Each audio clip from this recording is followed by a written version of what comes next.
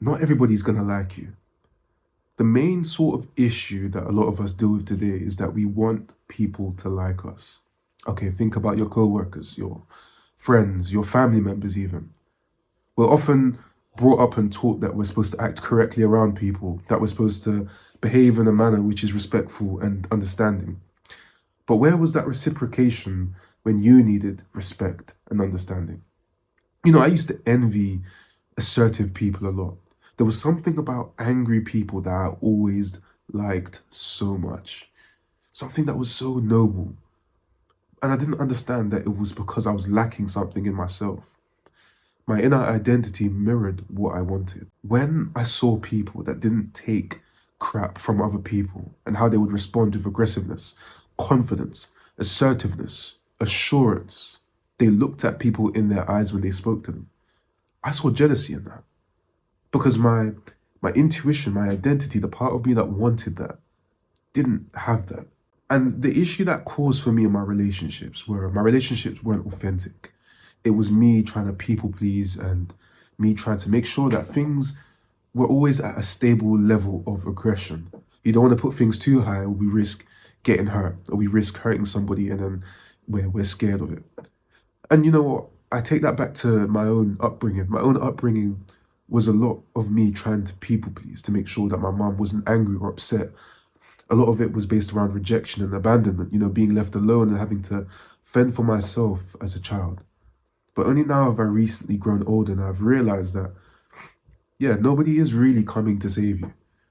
It's either you speak up about the people or to the people that are, stepping on your boundaries or disrespecting you, or you allow them to continuously take your life force and your energy away.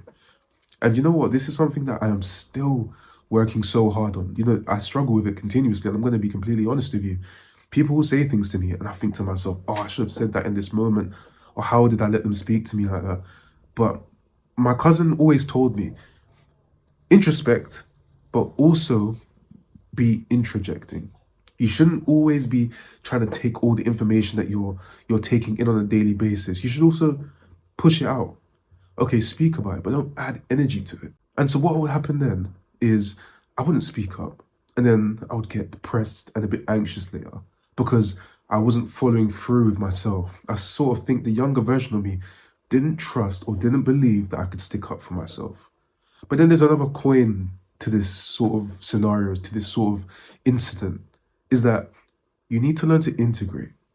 And I guess integration isn't just necessarily getting it right the first time because you can't get it right. Me learning to be more assertive, me learning to be more stern with my boundaries, whether that be with my girlfriend, letting her know when I didn't like something and not saying anything in fear she would remove sexual intimacy, or saying something to my coworkers, not in fear that I would get fired. But learning that it's not going to be perfect the first time. You're probably going to get it wrong. You're probably going to have an outburst. You're probably going to be angry. You're probably going to say something that you regret, exactly like I did. But then you learn that it's part of your integration. You think about you put yourself in a pool of water. You can't expect yourself to know how to swim if you've never swum before. You fail, you partially drown, you get back up, you try again. The whole point of learning to become somebody that can be respected, assertive, and assured is that you've got to make that mistake.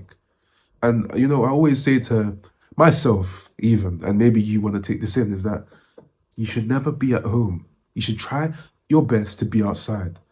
Especially if you don't have any friends, I sympathize with you because maybe you're in that stage of your life where you're still growing, you're still understanding yourself, you're still being part of those groups and whatnot. But try and go outside and speak to people. You don't need permission to go out and speak to anybody. You can speak to anybody as you please. Practice. Everybody is an element of your growth. Yes, you'll get it wrong the first time, the second time, the third time, the fourth time, the fifth time.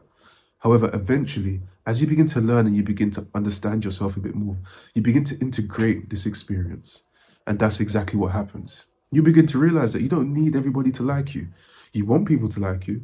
And to be honest, I still think that's going to be a part of I don't want it to be a part of my identity. And I do believe I'll grow out of it eventually. But it's something that's so deeply ingrained within myself to have people to like me.